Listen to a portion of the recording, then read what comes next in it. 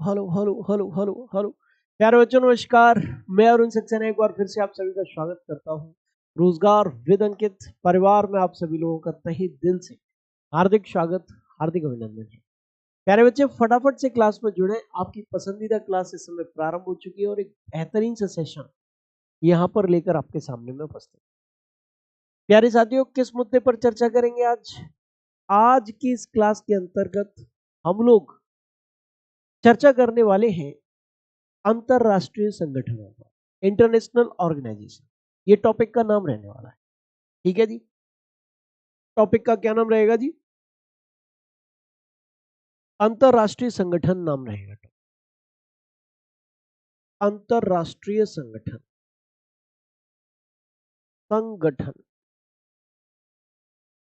ठीक है जी, इंटरनेशनल ऑर्गेनाइजेशंस, इंटरनेशनल ऑर्गेनाइजेशंस,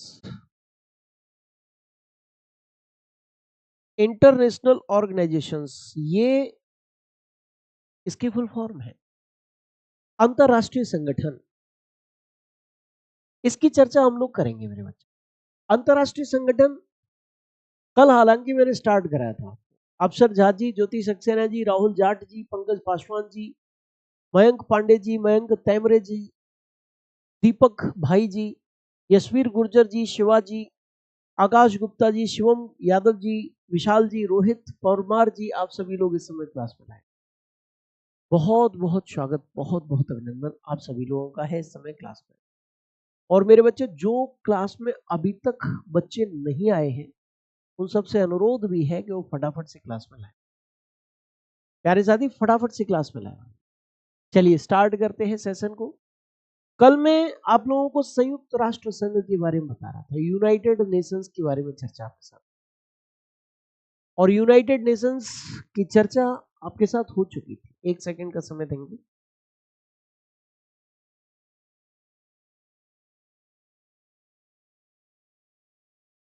जी भाई, तो संयुक्त राष्ट्र संघ की चर्चा हम लोग आपके साथ कर चुके हैं। यहां पर देखिए, मैंने आप लोगों को क्या बताया था? मैंने आपको बताया था कि संयुक्त राष्ट्र संघ की जो स्थापना है, एस्टेब्लिशमेंट है, एस्टेब्लिशमेंट है, वो कब हुई थी? 24 अक्टूबर 1945 को। इसकी वर्तमान सदस्य संख्या, total total number of members, total number of members, वर्तमान सदस्य संख्या कितनी है? तो मेरे बच्चा टोटल नंबर ऑफ मेंबर्स 193 है। और इसका 193rd मेंबर कौन सा है? बोलो। 193rd मेंबर, 193rd मेंबर कौन सा है? 193वां सदस्य कौन सा है? तो वो दक्षिण सूडान है। ठीक है जी, ये भी मैंने बताया था। और इसके अलावा हेडक्वार्टर की चर्चा करें,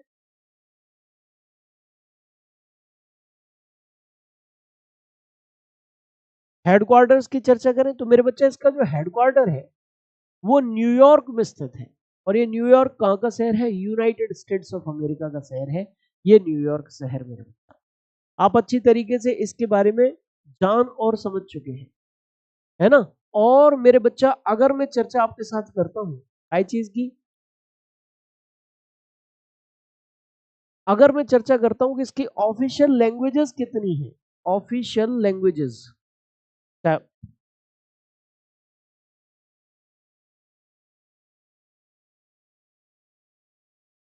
कितनी है, तो मेरे बच्चा संयुक्त राष्ट्र संघ की जो ऑफिशियल लैंग्वेजेस है वो है अंग्रेजी, फ्रेंच, रशियन, स्पेनिश, अरबी और चीनी। ये इसके ऑफिशियल लैंग्वेजेस हैं। यानी कि इन लैंग्वेजेस में जो है वो संयुक्त राष्ट्र संघ काम करता है, यूनाइटेड नेशंस जो है वो काम करता है इन ऑफिशियल लैंग्वेजेस में। मेरे बच्चा आप यहां पर देख और जान चुके हैं मेरे प्यारे साथी। ये डायरेक्ट क्वेश्चन आंसर फॉर्मेट में भी ये चीजें आपसे पूछी जा सकती है। संयुक्त राष्ट्र संघ की स्थापना कब हुई? वर्तमान सदस्य संख्या कितनी है? 193वां सदस्य कौन सा है? इसका मुख्यालय कहां है? और निम्नलिखित में से कौन सी संयुक्त राष्ट्र संघ की आधिकारिक भाषा है?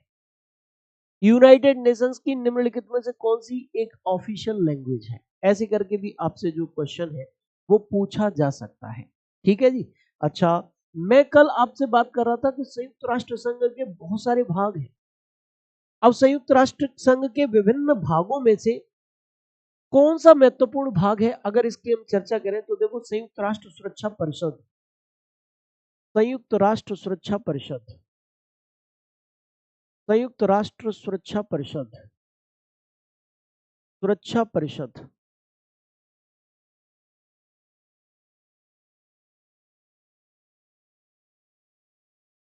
UN security council, UN security council, UN security council, संयुक्त राष्ट्र सुरक्षा परिषद। अगर मैं चर्चा करूं संयुक्त राष्ट्र सुरक्षा परिषद, संयुक्त राष्ट्र सुरक्षा परिषद की चर्चा करें तो जो यूएन सिक्योरिटी काउंसिल है, संयुक्त राष्ट्र सुरक्षा परिषद है, वो संयुक्त राष्ट्र सुरक्षा परिषद का काम क्या है? मैंने बताया था ना कि संयुक्त राष्ट्र संघ का जो गठन है वो किस लिए किया गया था? संयुक्त राष्ट्र संघ का गठन मेरे बच्चा वो इसलिए किया गया था जिससे कि किन्हीं भी दो देशों के बीच अगर विवाद हो रहा हो, कोई झगड़ा हो रहा हो, तो उस झगड़े को, उस विवाद को संयुक्त राष्ट्र संघ के द्वारा सुलझाया जा सके। इसके द्वारा, संयुक्त राष्ट्र संघ के द्वारा सुलझाया जा सके मेरे बच्चा। और इस महत्वपूर्ण काम को करता कौन है? संयुक्त राष्ट्र सुरक्षा परिषद करती है। हालांकि कल की क्लास में इसके बारे में भी मैं आप लोगों को समझा चुका हूं। कल की क्लास में इस संबंध में भी मैं आप लोगों को क्या कर चुका हूं? समझा चुका हूं। मैंने बताया था इसकी कुल सदस्य संख्या, इसमें कुल 15 सदस्य होते हैं। कुल कितने सदस्य होते हैं? कुल 15 सदस्य होते हैं। टोटल 15 मेंबर्स होते हैं। ठीक है जी, टोटल 15 मेंबर्स होते हैं। टोटल मेंबर्स कितने होते हैं? टोटल 15 मेंबर्स होते हैं। कुल सदस्य 15 होते हैं। और इन कुल 15 सदस्यों में से मेरे बच्चा स्थायी सदस्य कितने हैं और अस्थायी सदस्य कितने हैं, ये भी यहां पर देख लो। स्थायी सदस्य यानी कि परमानेंट मेंबर, मैंने कल बताया था आपको।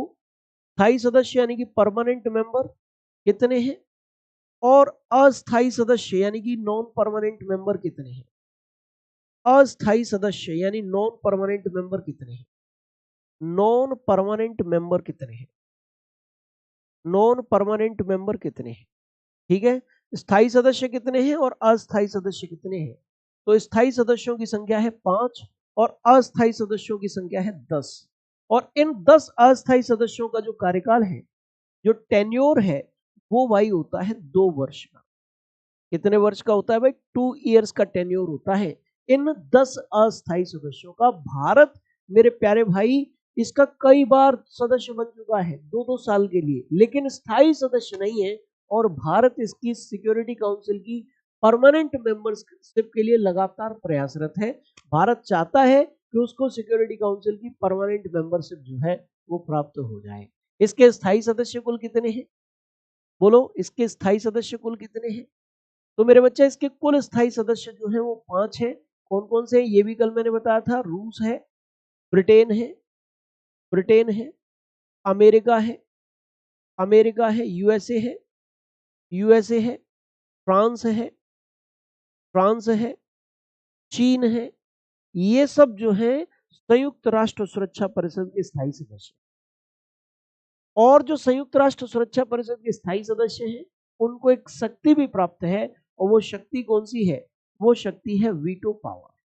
बोलो जी, कौन सी शक्ति है? वो शक्ति वीटो पावर है।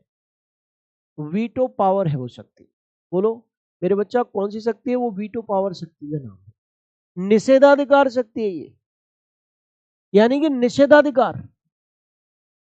मेरे भाई कोई 14 में, मतलब 15 में से 14 सदस्य अगर किसी प्रस्ताव पर सहमत हैं, जैसे रूस और यूक्रेन के बीच युद्ध चल रहा है, अब 14 देश चाहते हैं कि भाई रूस एक आक्रमणकारी देश है और इसको कैसे भी करके रोककर यूक्रेन को युद्ध से मुक्त करना चाहिए, या इस युद्ध को कैसे भी रोकना चाहिए।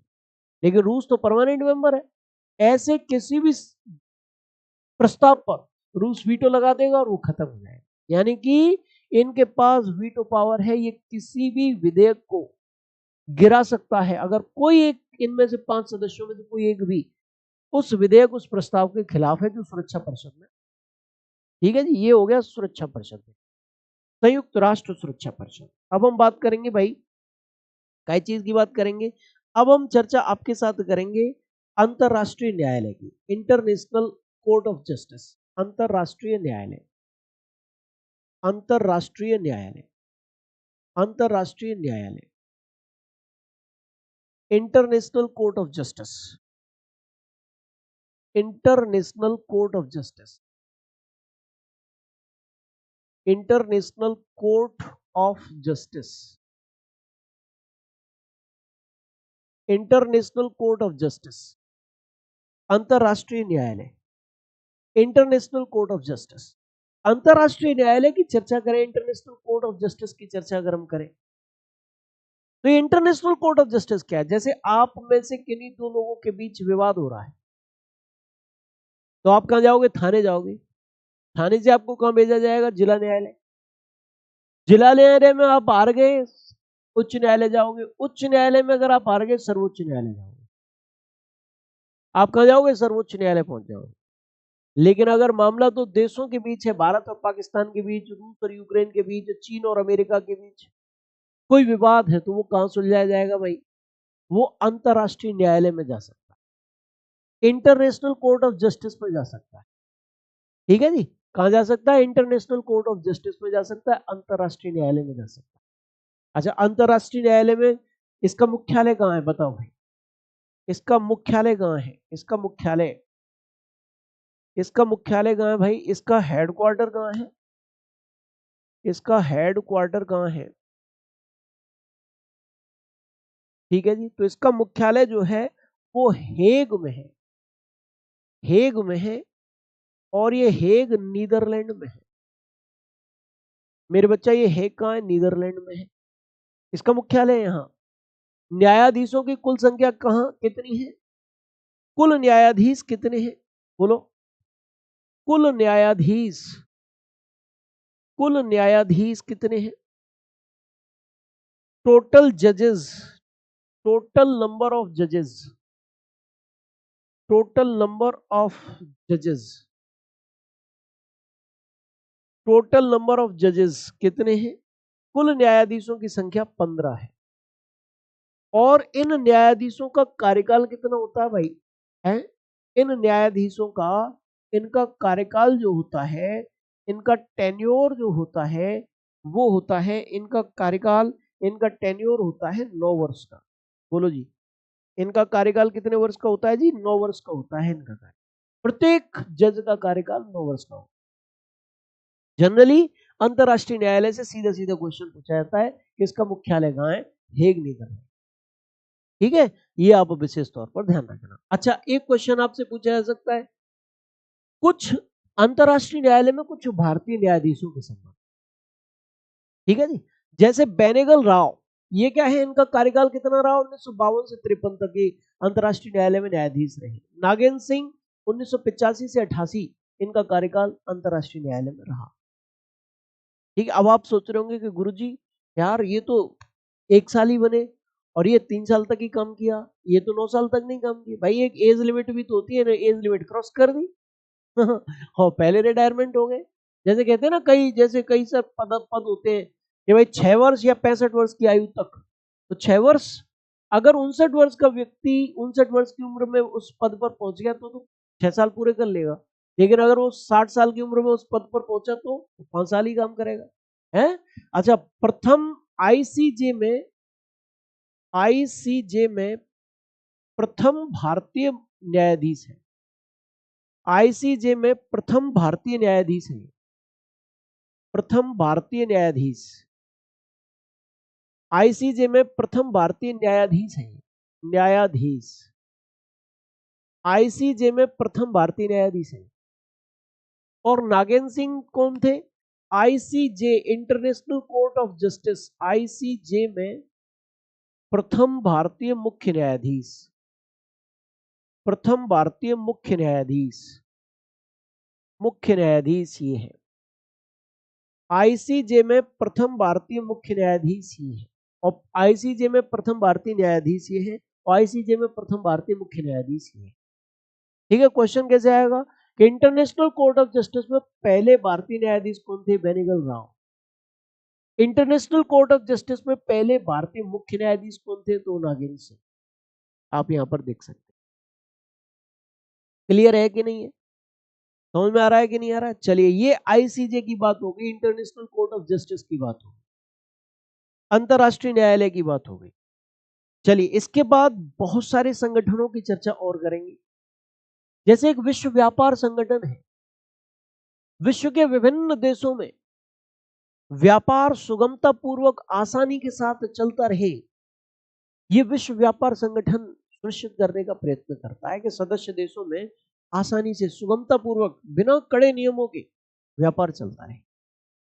अब बात आती है कि भाई विश्व व्यापार संगठन की स्थापना कब हुई? तो मेरे बच्चा जनवरी 1995 में हुई थी। हालांकि इससे पहले गैट नाम के संगठन के तौर पर काम करता था, लेकिन 1995 में इसका नाम बदलकर WTO कर दिया गया, विश्व व्यापार संगठन कर दिया गया। इसकी एस्टेब्लिशमेंट जो है इसकी एस्टेब्लिशमेंट जो है वो जनवरी 1995 में हुई है। क्वेश्चन आए कि इसका मुख्यालय कहाँ है? तो इसका हेडक्वार्टर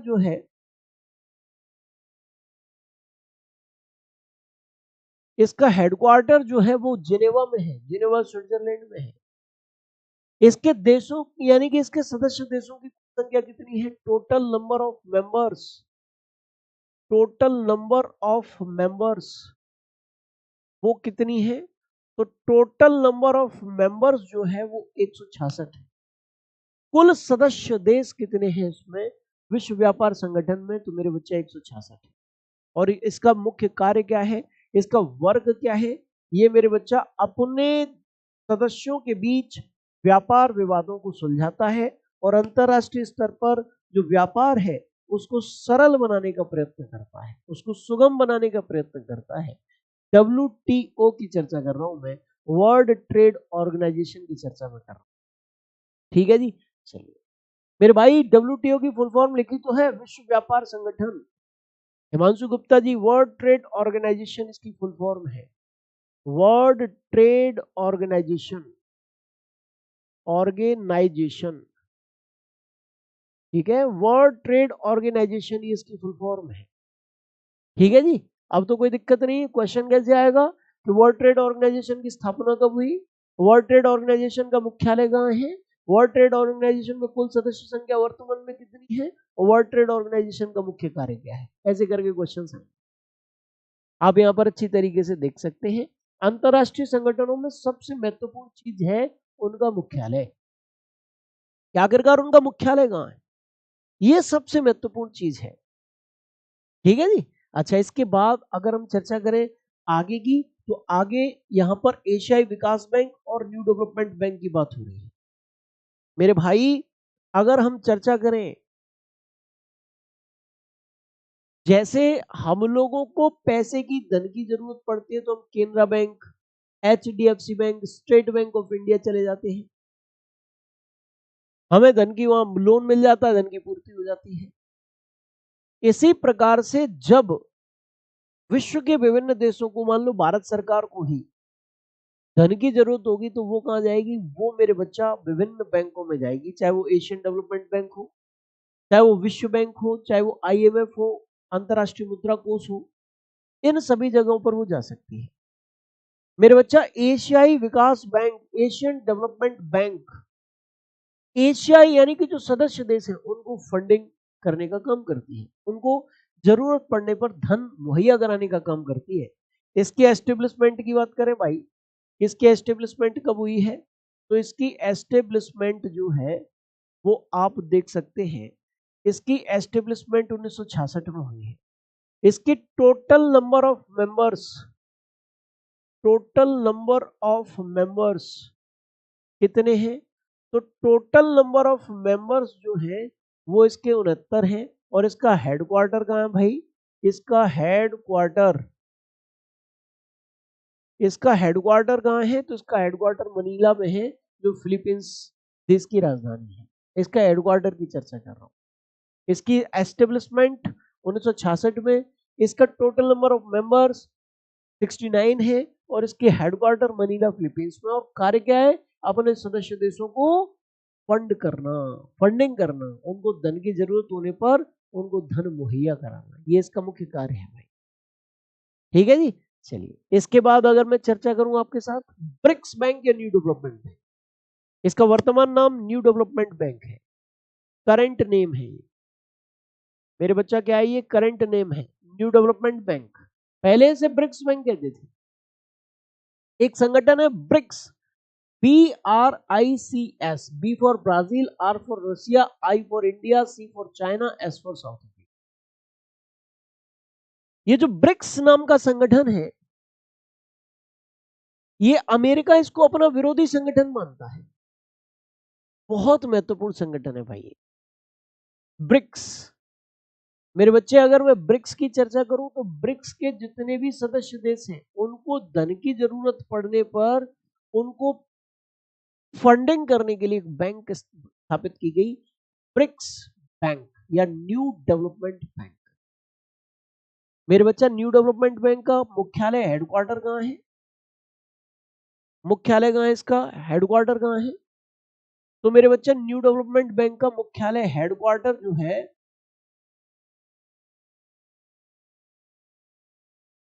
इसका हेडक्वार्टर जो है वो संघाई में है, चीन में है, संघाई चीन में।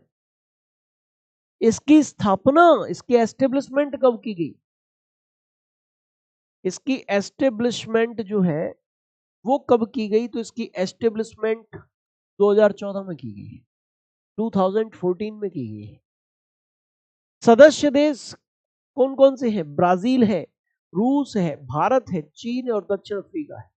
ये इसके मेंबर्स हैं मेरे बच्चे। ये क्या है? इसके मेंबर्स हैं, ब्रिक्स के मेंबर्स हैं।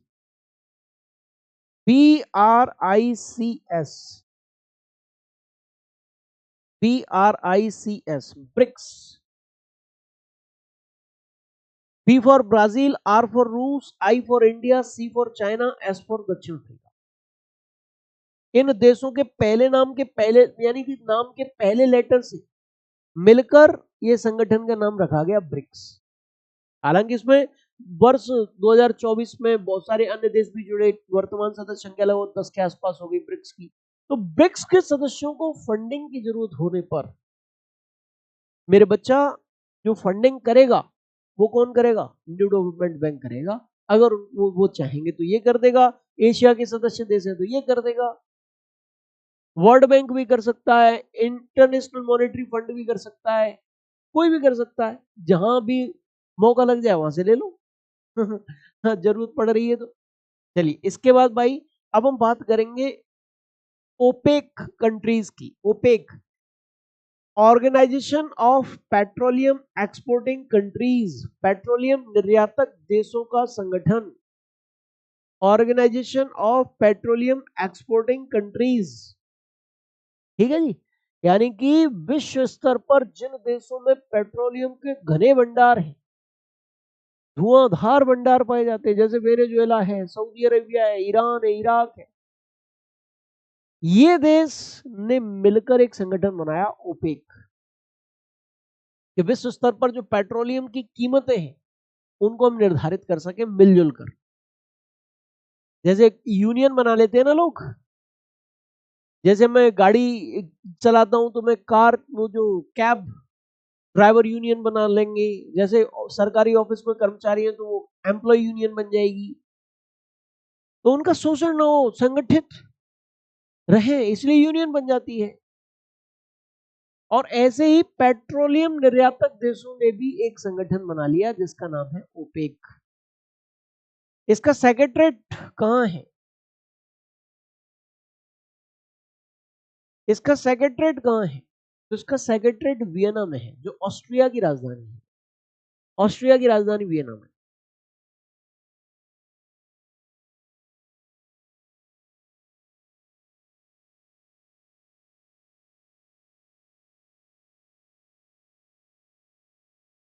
इसकी एस्टेब्लिशमेंट कब हुई, इसकी स्थापना कब हुई है भाई? 1960 में हुई है, बगदाद में हुई है।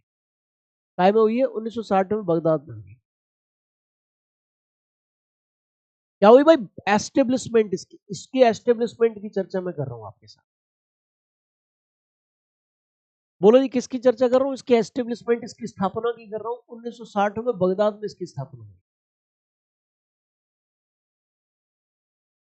इसमें टोटल मेंबर्स कितने भाई? टोटल मेंबर्स, तो इसके टोटल मेंबर्स जो हैं उनकी संख्या है 12। ईरान, इराक, कुवैत, सऊदी अरब, वेनेजुएला, ये इसके सदस्य हैं। फाउंडर मेंबर है, फाउंडिंग मेंबर, संस्थापक सदस्य मतलब फाउंडिंग मेंबर। जब इसकी स्थापना हुई थी तब ये सदस्य जो है, ये देश जो है, इसके सदस्य थे। Angola was the most recent country to leave, withdrawing its membership effective जनवरी 1, 2024। यानी कि पहले इसके सदस्यों की संख्या 13 थी, अंगोला भी शामिल था, लेकिन अंगोला वो देश है जिसने अभी हाल ही में इसकी सदस्यता को छोड़ा है। अभी हाल ही में इसकी सदस्यता को छोड़ा है। देश का नाम क्या? अंगोला नाम है उसका। तो ये संगठन, जहां जिन देशों के पास भंडार है, वेनेजुएला के पास संसार में सबसे ज्यादा पेट्रोलियम का भंडार माना जाता है, वेनेजुएला के पास मेरे भाई। मेरे प्यारे साथी, ये वही वेनेजुएला देश है जहां यहाँ के राष्ट्रपति को अमेरिका ने आधे घंटे के एक ऑपरेशन के द्वारा उठा लिया। निकोलस मादुरो यहाँ के राष्ट्रपति का नाम था। भाई जहां तेल वहां अमेरिका, अमेरिका की नजरें, जहां भी तेल है वहां अमेरिका की नजरें हैं। है तो उसने, देखो सऊदी अरब में अमेरिकी कंपनियां खूब प्रचुरता से काम कर रही हैं, कुवैत में काम कर रही हैं, ईरान खटक रहा है, ईरान पर अटैक हो सकता है, इराक में पहले अटैक कर चुका हूं। तो जहां तेल वहां अमेरिका की नजर है।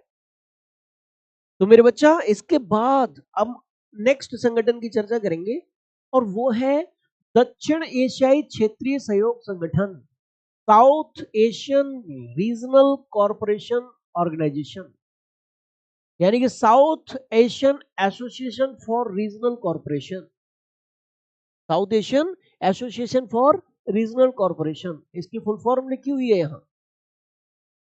इसका इसका हेडक्वार्टर कहां है भाई? इसका हेडक्वार्टर्स कहां है बोलो? इसका हेडक्वार्टर,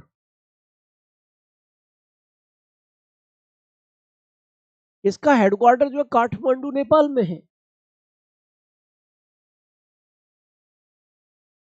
हाँ जी, काठमांडू नेपाल में है। इसकी एस्टेब्लिशमेंट कब हुई थी? तो इसकी एस्टेब्लिशमेंट जो है मेरे भाई, इसकी एस्टेब्लिशमेंट हुई है, कब हुई है मेरे भाई? इसकी एस्टेब्लिशमेंट दिसंबर 1985 में हुई। इसके सदस्य देश कितने हैं? 8 सदस्य देश हैं इसके मेंबर्स। इसके मेंबर्स कितने हैं? 8 हैं मेरे भाई। इसके मेंबर्स, इसके मेंबर्स जो है 8 हैं। भारत, बांग्लादेश, नेपाल, श्रीलंका, भूटान, पाकिस्तान, मालदीव और अफगानिस्तान, ये इसके मेंबर्स हैं। अब इसका काम क्या है? काम तो आपको साधारण तौर पर इसका नाम से ही पता चल रहा है कि दक्षिण एशियाई देशों में आपसी सहयोग बढ़ाने के लिए इस संगठन की स्थापना की गई है। दक्षिण एशियाई क्षेत्रीय सहयोग संगठन, ये इसकी फुल फॉर्म है। क्या है जी? ये इसकी फुल फॉर्म है। एक संगठन है BIMSTEC, BIMSTEC, bay of Bengal initiative for multi sectoral technical and economic corporation. अब आप कहोगे गुरुजी इसका काम क्या है? नाम पढ़ो, काम हाजिर। बे ऑफ बंगाल यानी बंगाल की खाड़ी से सटे हुए देशों में आपसी तकनीकी और आर्थिक सहयोग को बढ़ावा देना बिम्स्टेक का उद्देश्य है। Bay of Bengal initiative for Multi Sectoral Technical and economic Corporation, तकनीकी और आर्थिक क्षेत्रों में कॉर्पोरेशन यानी सहयोग को बढ़ावा देना। और सदस्य कौन से देश होंगे? ज्यादातर सदस्य देश वो हैं जो बंगाल की खाड़ी है उसके आसपास है। बात करेंगे भाई इसका जो सेक्रेटरीट है वो कहाँ है? इसका सेक्रेटरीट जो है वो मेरे भाई ढाका में है। ढाका किसकी राजधानी है? बांग्लादेश की राजधानी है। इसकी एस्टेब्लिशमेंट कब हुई थी? तो मेरे भाई इसकी एस्टेब्लिशमेंट जो है वो हुई थी मेरे बच्चा 1997 में। और इसके मेंबर्स कौन कौन है? तो मेरे भाई इसका मेंबर्स जो है बांग्लादेश है, भूटान है, भारत है, म्यांमार है, नेपाल है, श्रीलंका है, थाईलैंड है। ये सारे के सारे देश इसके मेंबर्स हैं। सारे के सारे देश जो हैं वो इसके मेंबर्स हैं। बोलो ये क्लियर है? तो बिम्स्टेक से कैसे क्वेश्चन आएंगे या इन संगठनों से कैसे क्वेश्चन आएंगे? इस सार्क का मुख्यालय कहाँ है? सार्क की स्थापना कब हुई? सार्क के सदस्य देश कितने हैं? बिम्स्टेक का सचिवालय कहाँ है? बिम्स्टेक की स्थापना कब हुई? बिम्स्टेक में सदस्य देशों की संख्या कितनी है? ऐसे करके इनसे क्वेश्चन आएंगे। बोलो जी मेरे भाई समझ में आ रहा है कि नहीं आ रहा है? अब मैं चर्चा करने जा रहा हूं ब्रिक्स की मेरे भाई। ब्रिक्स क्या? ब्रिक्स की चर्चा करने जा रहा हूं। ब्रिक्स देखो भाई पहले एक देश हुआ करता था सोवियत संघ,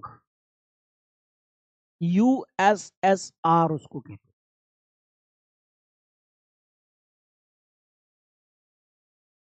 उस देश का नाम है सोवियत संघ, यूएसएसआर। मेरे बच्चा ये जो सोवियत संघ नाम का देश है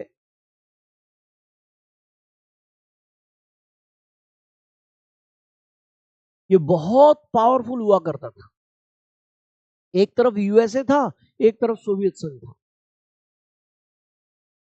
लेकिन सोवियत संघ का विघटन हो गया 1990 के दशक में, 1990 के आसपास। और उससे बहुत सारे देश स्वतंत्र हो गए, मुक्त हो गए उससे बहुत सारे देश।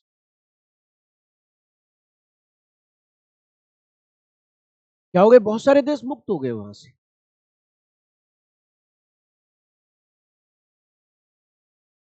इस सोवियत संघ से बहुत सारे देश मुक्त हो गए। और मेरे बच्चा वर्तमान में जो इसका उत्तराधिकारी बचा वो रूस बचा। रूस का अधिकांश मैदानी इलाका स्वतंत्र देशों में चला गया। अब रूस के पास मैदानी इलाका नहीं बचा तो खाद्यान्न की दृष्टि से जो है वो किस पर डिपेंड हो गया? अमेरिका पर डिपेंड हो, पश्चिमी देशों पर डिपेंड। यानी उसका जो वर्चस्व था पहले वो खत्म हो गया। अब वो खुद ही डिपेंड हो गया। प्रभाव कैसे जमाएगा? क्या हो गया? खुद ही डिपेंड हो गया। ब्रिक्स सॉरी रूस। अब रूस ने अपने मित्र देशों के साथ मिलकर अपना प्रभाव बढ़ाने का प्रयत्न किया। चाइना के पास मैदानी इलाका बहुत है और रूस और चीन में पक्की मित्रता है। हालांकि कुछ इश्यूज भी हैं जो विवादित हैं। रूस और चीन के बीच पक्की मित्रता है, लेकिन भारत के साथ भी पक्की मित्रता है रूस की। हालांकि चीन, भारत और रूस के रिश्तों में चीन अटकता है क्योंकि भारत और चीन के रिश्ते खराब है। भारत को ये डर रहता है कि बाई चांस हमारा चीन से युद्ध होता है तो रूस जो है चाइना का सपोर्ट भी कर सकता है, यानी मध्यस्थ की भूमिका निभा सकता है, बस हमारा सपोर्ट नहीं कर सकता खुलकर। तो इसलिए भारत के साथ थोड़े से कम है, हालांकि बहुत घने रिश्ते हैं रूस के। और रूस ने अपने मित्र देशों के साथ एक संगठन बनाया ब्रिक। 2009 में इसकी पहली बैठक हुई और 2009 में इसका नाम था ब्रिक। ब्रिक क्योंकि इसमें ब्राजील, रूस, इंडिया और चाइना ये देश शामिल थे। 2010 में मेरे भाई इसकी दूसरी बैठक हुई है और 2010 में इस संगठन का नाम हो गया ब्रिक्स। बोलो जी 2010 में इस संगठन का नाम क्या हो गया? ब्रिक्स हो गया। मेरे बच्चों विशेष तौर पर ध्यान रखना। क्यों? क्योंकि इसमें साउथ अफ्रीका भी जुड़ गया। बाद में 2014 में इन्होंने मिलकर, इनके सदस्य देशों ने मिलकर एक बैंक भी बना ली, ब्रिक्स विकास बैंक, न्यू डेवलपमेंट बैंक उसका नाम रखा। ब्रिक्स विकास बैंक या न्यू डेवलपमेंट बैंक उसका नाम रखा। एक नई बैंक बना ली इन्होंने, जिसके बारे में आपको बता ही चुका हूं। अब ब्रिक्स से क्वेश्चन कैसे आएगा कि ब्रिक्स की पहली बैठक कब हुई? पहली बैठक फर्स्ट समिट हुई है। इसकी दूसरी बैठक कब हुई? सेकंड समिट कब हुई है? सेकंड समिट कब हुई है?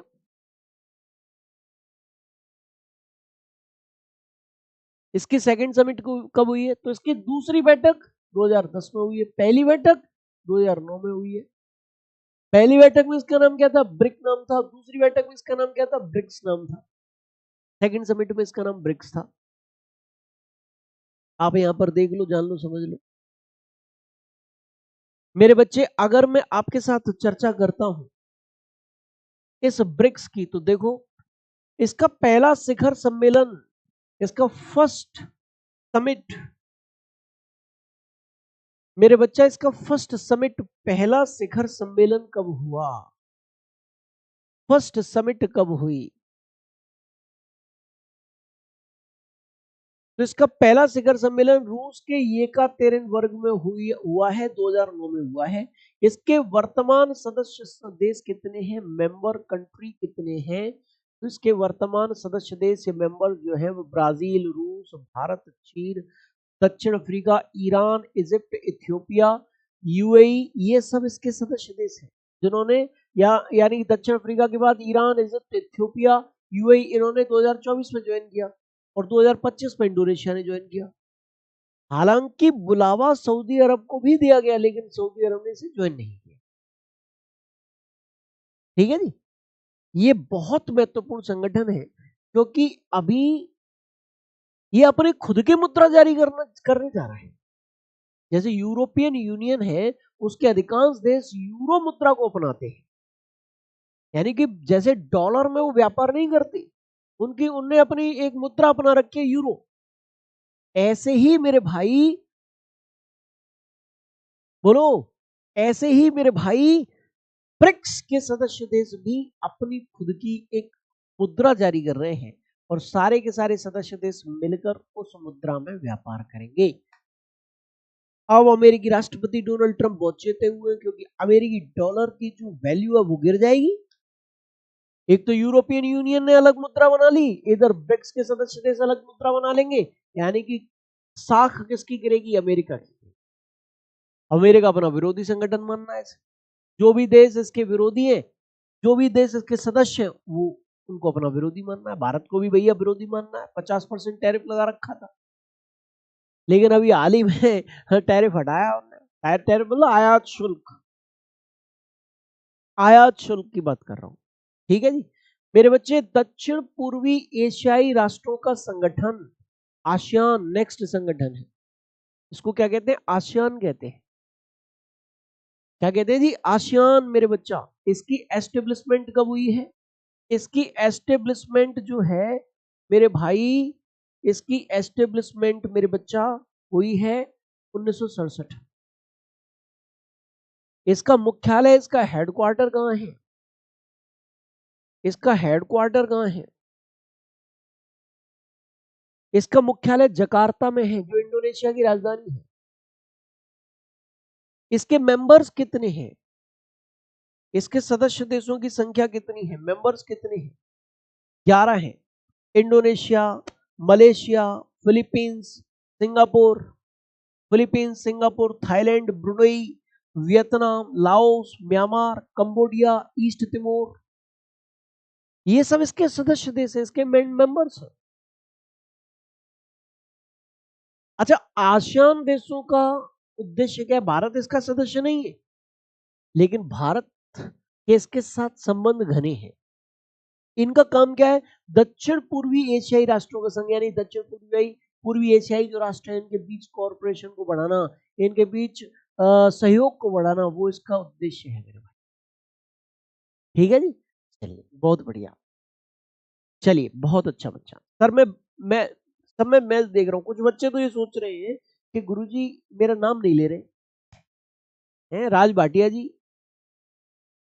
कुछ बच्चे कह रहे हैं कि नाम नहीं ले रहे, नाम नहीं ले रहे, तो इसका मतलब गुरुजी कहीं ऐसी क्लास तो नहीं ले रहे, बोलो। रिकॉर्डेड क्लास तो नहीं है, रिकॉर्डेड नहीं है मेरे भाई।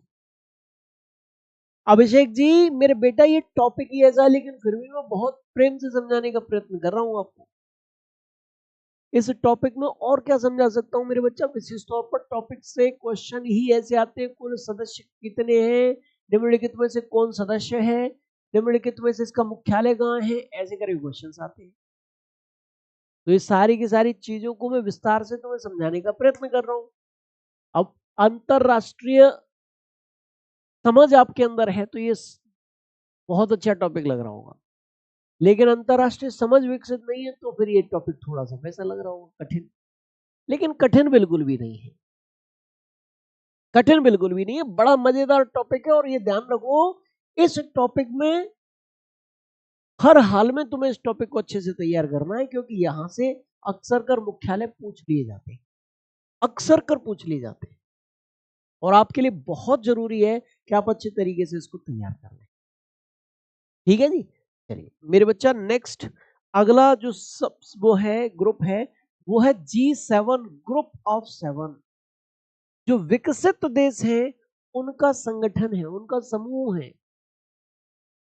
इसमें कौन कौन से देश हैं? संयुक्त राज्य America, United States of America, United States of America, United Kingdom यानी UK, Germany, France, Italy, Canada, Japan, ये इसके मेंबर्स हैं, इसके सदस्य देश हैं, मेंबर्स, इसके मेंबर्स, इसके सदस्य देश हैं। क्या है? इसके सदस्य देश हैं, इसके मेंबर्स हैं। इसकी एस्टेब्लिशमेंट कब हुई? इसकी एस्टेब्लिशमेंट कब हुई है? तो इसकी एस्टेब्लिशमेंट 1975 में हुई है। एस्टेब्लिशमेंट जो है वो कब हुई है? 1975 में हुई है। पहले ये क्या था? G8 था कि 1997 में इसमें रूस शामिल हो गया था, इसलिए G8 बन गया ये। लेकिन वर्ष 2014 में रूस सस्पेंड कर दिया गया, इससे सस्पेंडेड, सस्पेंडेड, सस्पेंड कर दिया गया। सस्पेंडेड का मतलब निलंबित कर दिया गया। निलंबित का मतलब उसके सदस्यता पर रोक, कुछ समय के लिए रोक लगा दी गई, क्योंकि रूस ने यूक्रेन के क्रीमिया क्षेत्र पर कब्जा कर लिया था। अब ये G7 देश नाराज हो गए रूस से, तो उन्होंने रूस को इसकी सदस्यता से अलग कर दिया, G7 की सदस्यता। अब क्वेश्चन कैसे आएगा कि इसकी स्थापना कब हुई, रूस इसमें कब शामिल हुआ, रूस इससे कब सस्पेंड हुआ, इसके टोटल मेंबर्स कितने हैं। अब ये ज्यादातर विकसित देश हैं भाई इनमें। अब आप एक चीज सोच रहे होंगे कि गुरुजी विकसित देश क्यों मिल रहे हैं? भाई कोई करोड़पति होता है वो क्या उससे आगे नहीं बढ़ना चाहता? हाँ, उससे भी आगे बढ़ना चाहता है। ऐसे भले ही ये पैसे वाले देश हैं, लेकिन फिर भी जहां है उससे आगे बढ़ने का प्रयत्न ये कर रहे हैं। ग्रुप ऑफ 7, G7 कंट्रीज मेरे बच्चा ये है। बोलो, ये समझ में आया कि नहीं आया? क्लियर है कि नहीं है? ठीक है जी। चलिए अब इसके बाद हम बात करेंगे G20 की, ग्रुप ऑफ 20, G20।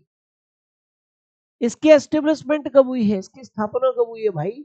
इसकी एस्टेब्लिशमेंट, इसकी स्थापना जो है वो 1999 ईस्वी में हुई है। एस्टेब्लिशमेंट, एस्टेब्लिशमेंट, इसकी स्थापना 1999 ईस्वी में हुई है। इसका उद्देश्य क्या है? अंतरराष्ट्रीय वित्तीय स्थिरता के लिए नीतियों पर चर्चा करना। एम, इसका टारगेट, एम टारगेट है, उद्देश्य क्या है? यानी कि वित्तीय क्षेत्र में काम करना, फाइनेंशियल क्षेत्र में काम करना इसका उद्देश्य है। इसके मेंबर्स कितने हैं? मेंबर्स हैं भाई 21, टोटल नंबर ऑफ मेंबर्स 21 हैं। इनमें 19 देश हैं और 2 समूह हैं, जैसे यूरोपियन यूनियन और अफ्रीकन यूनियन। ये दो संगठन भी इस संगठन के सदस्य हैं, यूरोपियन यूनियन और अफ्रीकन यूनियन। बाद बाकी लगभग 20 के आसपास इसमें सदस्य हैं, 19 के आसपास देश हैं जो इसके सदस्य हैं।